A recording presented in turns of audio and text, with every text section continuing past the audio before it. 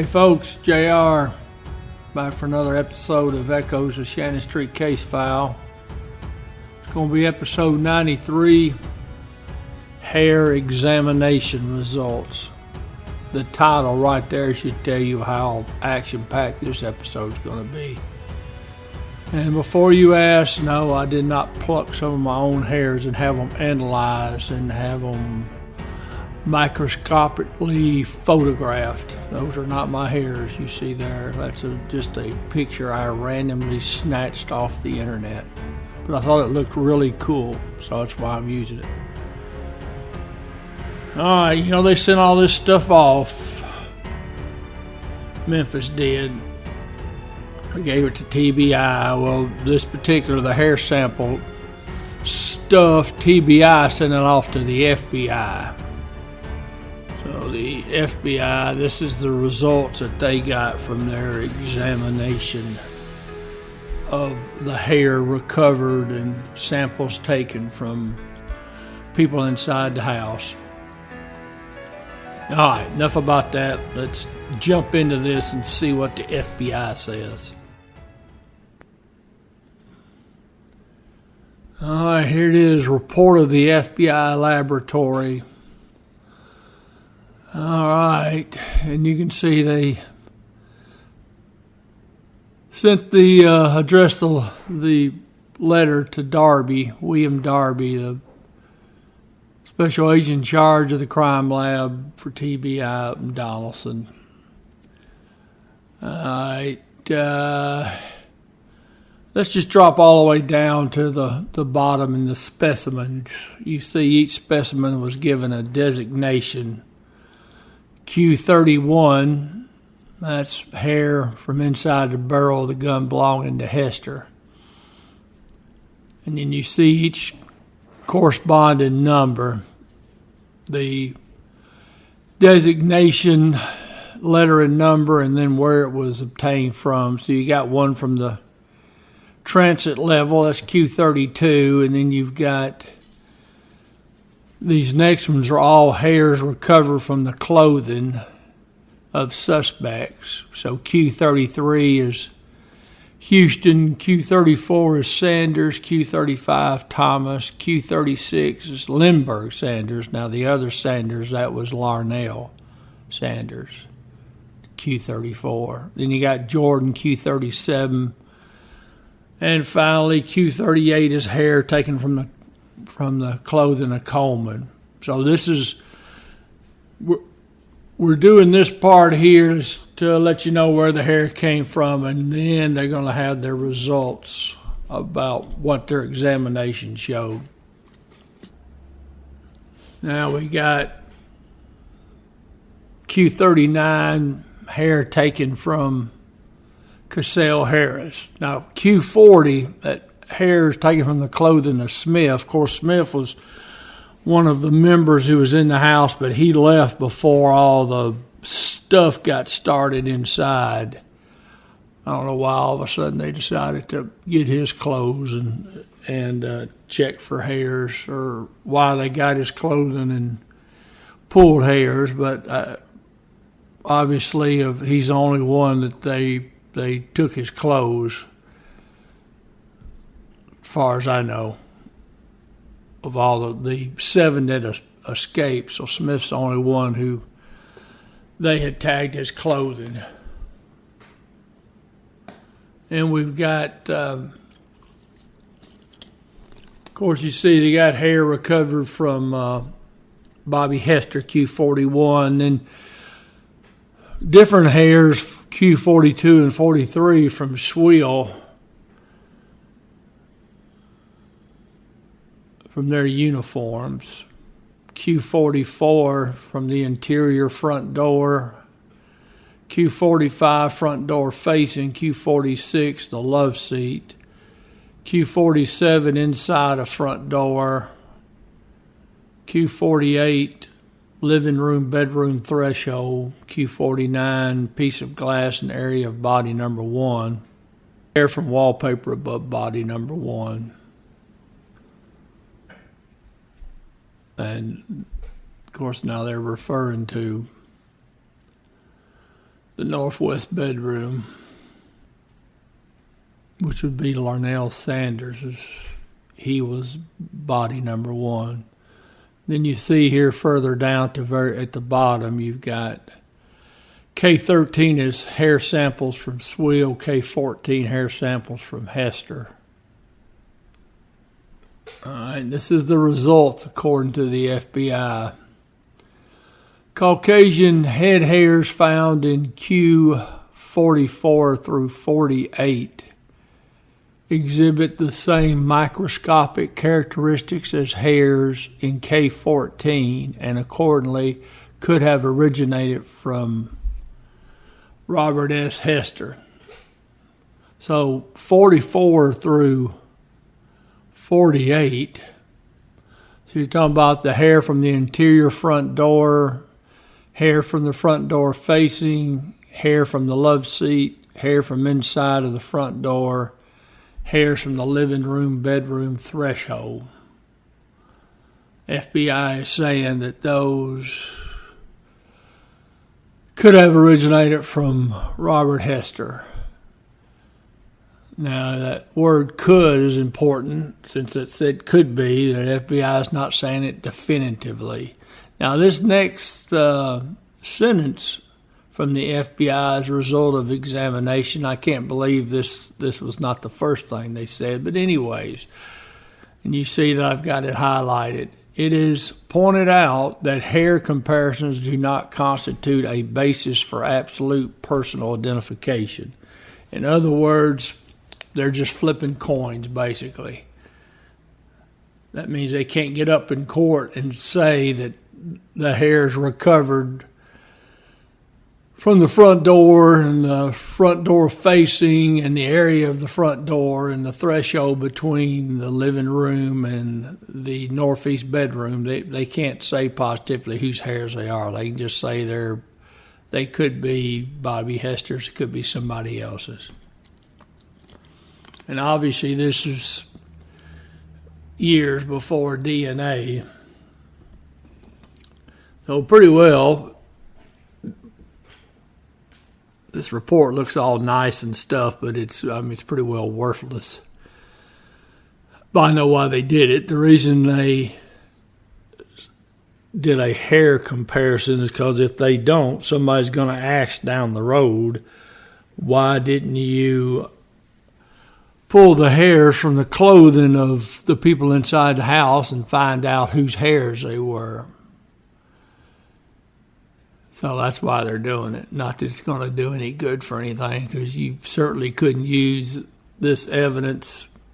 For instance, to say you wanted to charge Smith with something, he's the only one still alive, of the people inside the house, it wouldn't mean anything. Even if you had some hairs of his that were on Bobby Hester or Swill or anybody else or in the house. He admitted he was in the house. But even if he didn't or denied it later, okay, his hair was in the house. That just means he was in the house. He could have been in the house any time, and that hair could have laid somewhere, and the breeze, the wind, anything, kick it up, make it get on something else. So I hate to bust everybody's FBI bubble, but we'll go through the rest of this. But it is what it is. And MPD just covering their butts.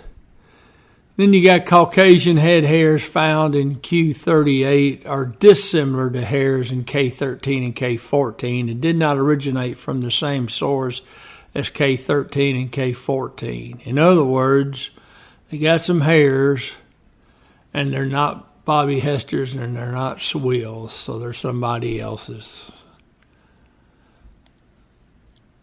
So this is more of a process of elimination than it is confirmation.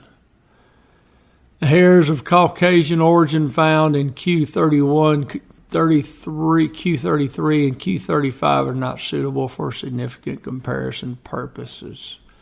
And 31 was hair from inside the barrel of the gun. 33 was from the clothing of Houston, and 35 was from the clothing of Thomas. So the FBI is saying they couldn't do nothing with them.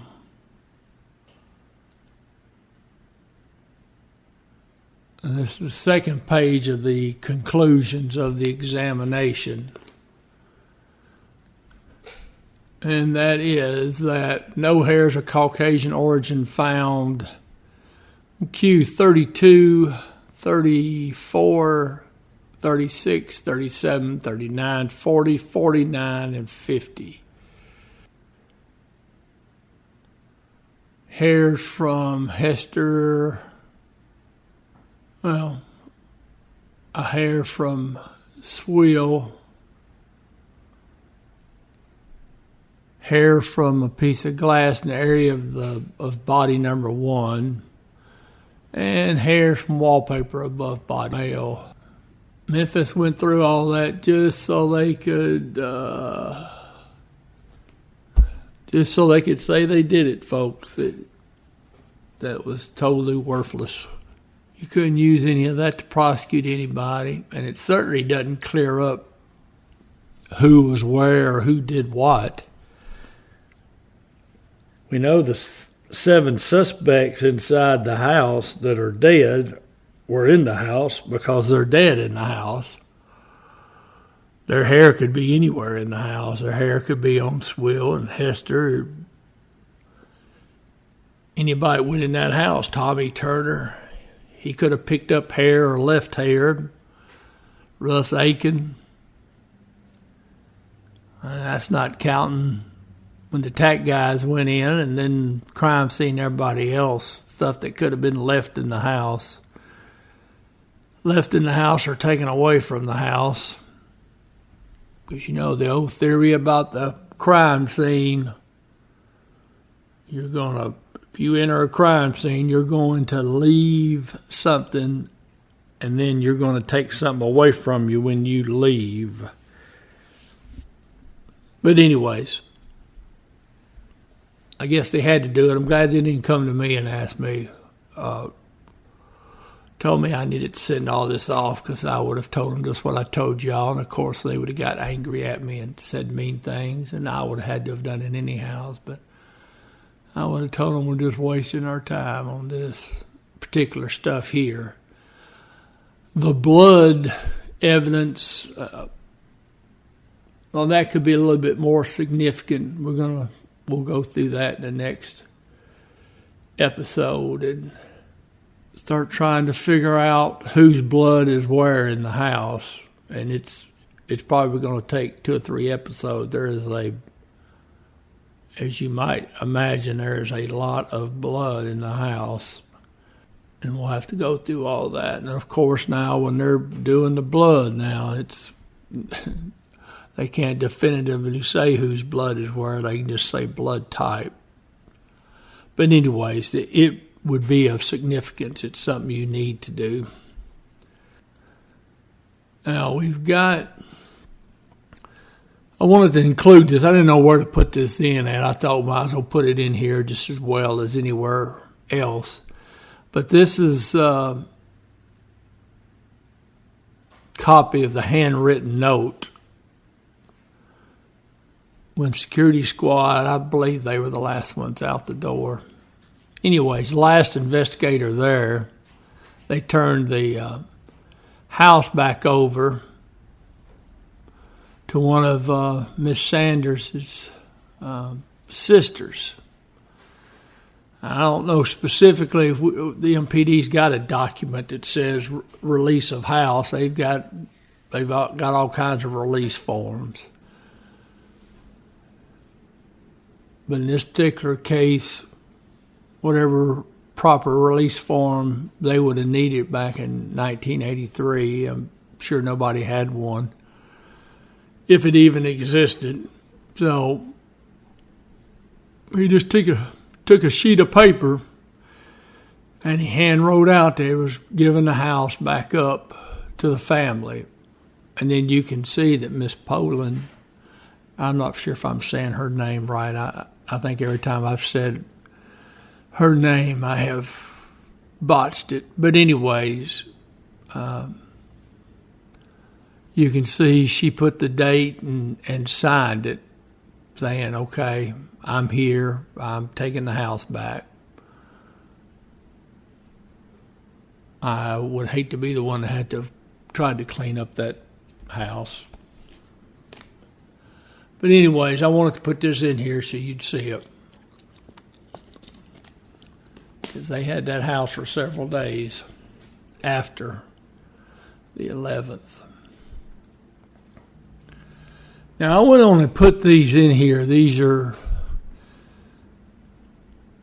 the receipts when MPD turned over all the guns and clothing and blood and everything else to TBI.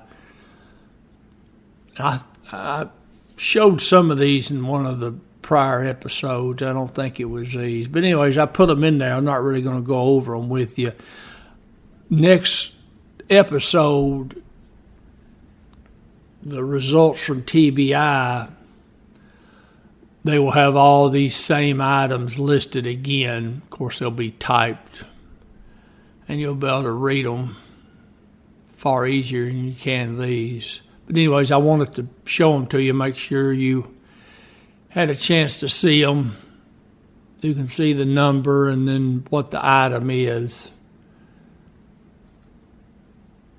So I may not always go into great detail about things that are in the file, but I do want them out there so you can refer back to them, because you may have a question or something and you can go back into the episode and look and see. All right, folks, that's all for this episode here.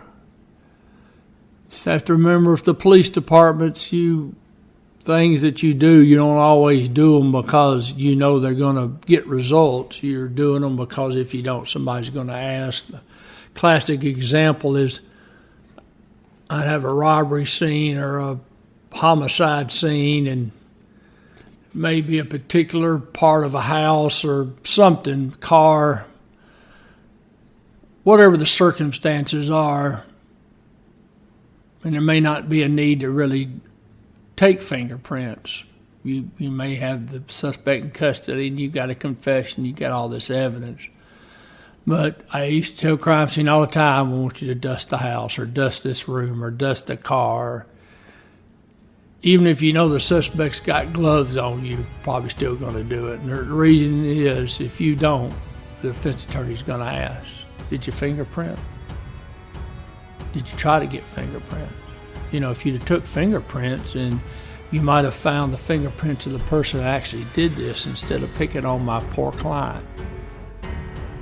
And even if the results come back and crime scene couldn't get any prints, couldn't lift any prints, it doesn't matter. You need to say, yeah, we fingerprinted, no, we didn't find anything. Because you'll just, sure enough, you got a jury trial and you'll have that one juror member and they're only half awake during the proceedings, and they'll miss all the evidence that you've got against the defendant, but they'll catch the part where the defense attorney's going, so, Sergeant Howe, you didn't have crime scene fingerprint the crime scene, so you just grabbed my client.